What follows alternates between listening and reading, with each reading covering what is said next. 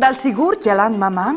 Si pues imparar il furlan. Tan plui biela le imparà? Se par falo, si pues giua. L'argomento di ue è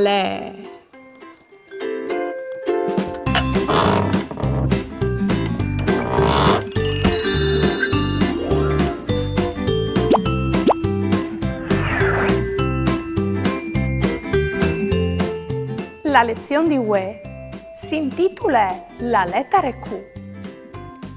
La lettera Q non si le dopre per scrivere per aulis par furlan. Si le dopre donne per scrivere per aulis di vignince foreste, come in tal caso di quiz. Oppure in te toponomastiche, ben astai per scrivere noms di paesi, oppure di città, come in tal caso di Aquilè. Dunque, prima di U si scrive sempre C e no Q.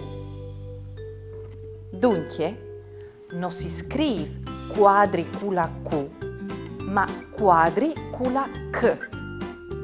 E non si scrive quadercula Q, ma ben quadercula C. E non si scrive quadretuzcula Q, ma ben quadretuzcula C. Lo sapevi? No. Come lo sapeste?